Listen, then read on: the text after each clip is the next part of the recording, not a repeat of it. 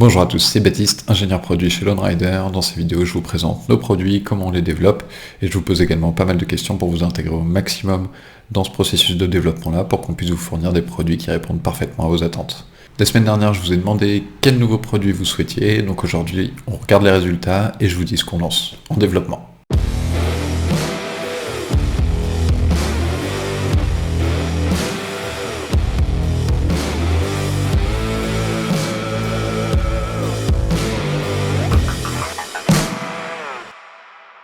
Donc la semaine dernière, j'avais fait un petit sondage, Andy l'avait fait aussi sur la chaîne anglophone.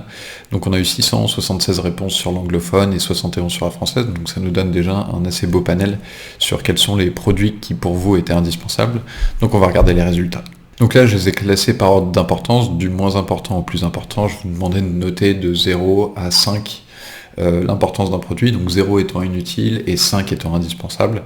Et là j'ai fait la moyenne de tous les résultats pour qu'on puisse classer par ordre d'importance les produits les plus importants.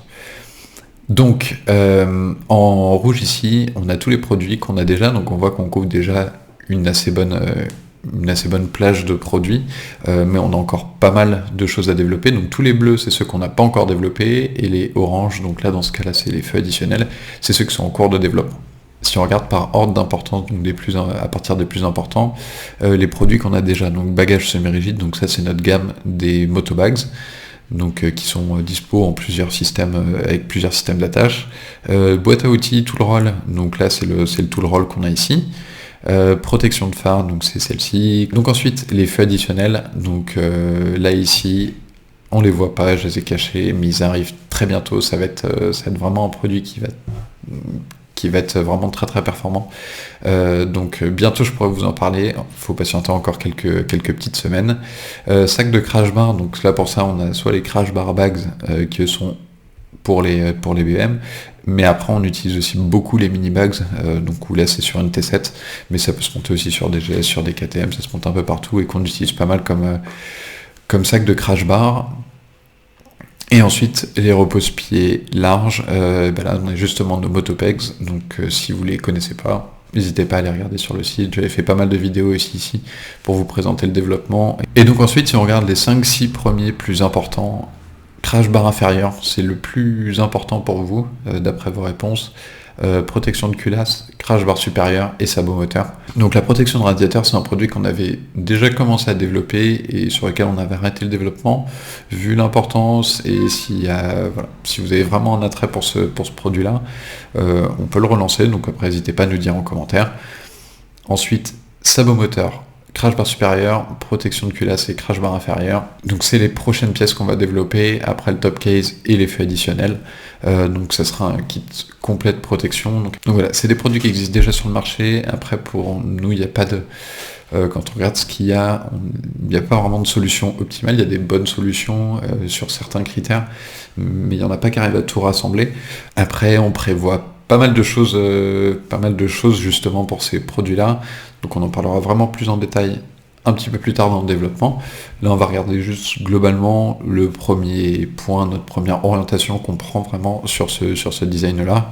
Donc on avait fait une vidéo il y a quelques temps du rackless, de comment on testait le rackless, en faisant tomber la moto en permanence, pour voir comment ça absorbait les chocs, etc. Et ça résistait très bien, notamment parce qu'on avait nos motobags qui sont dessus et qui eux sont semi-rigides et qui du coup viennent absorber une grosse partie des efforts. Et c'est exactement la même chose pour les crash bars et les sabots. Intuitivement, ce qu'on peut penser, c'est que pour que la crash bar soit la plus solide et qu'elle protège le mieux la moto, il faut qu'elle soit extrêmement rigide et qu'elle se déforme pas du tout. Le problème de ça, c'est que du coup, les efforts, eux, vont se transmettre directement dans le cadre de la moto ou dans le moteur de la moto selon comment est fixée la crash bar, donc on n'a pas à avoir du tout de dissipation d'effort. C'est-à-dire que la crash bar va pas bouger, mais cet effort-là, lui, il faut bien qu'il parte quelque part. Donc ça va venir se loger dans la moto, et c'est ce qu'on va avoir des concentrations de contraintes, donc là c'est ce qu'on voit par exemple ici. Donc pour éviter ces concentrations de contraintes, ce qu'il faut c'est propager au maximum les efforts. Donc déjà il faut avoir le plus de points de fixation possible. Si vous mettez 100 kg sur 3 points ou si vous mettez 100 kg sur 4 points, ça va pas du tout être la même répartition d'efforts et on va beaucoup plus dissiper. Donc le plus on a de points d'accroche, le mieux c'est. parce qu'on vient répartir les efforts, et ensuite éviter d'avoir des systèmes qui sont montés rigides. Typiquement, c'est comme si on tapait sur le cadre de sa moto, avec un marteau, c'est quand on est monté en rigide, donc là on va taper directement avec un marteau, et ben ça va nous faire des marques, ça va nous faire des fissures, alors que si on tape dessus avec un maillet, et ben là on va dissiper une partie des efforts dans la déformation du maillet, tout en transmettant. On va toujours avoir un effort qui arrive sur le cadre, mais celui-ci va être dissipé. Donc c'est voilà. Pour vous donner une première orientation un peu sur ce sur quoi on se dirige, on va faire des crash bars et des sabots, etc., qui vont non seulement protéger la moto, c'est-à-dire qu'ils vont protéger le réservoir, donc ils vont pas se déformer, ils vont pas venir taper dans le réservoir, et on va venir protéger le réservoir, le châssis, le moteur, etc. Mais on va pas non plus détruire la moto et tordre, vriller le châssis en cas de vraiment très grosse chute. Donc après, je vous en dirai un petit peu plus, et je pourrais commencer à vous montrer un petit peu comment on va développer tout ça dans les prochaines vidéos. En attendant, si vous avez des idées, si vous avez des contraintes, si vous avez...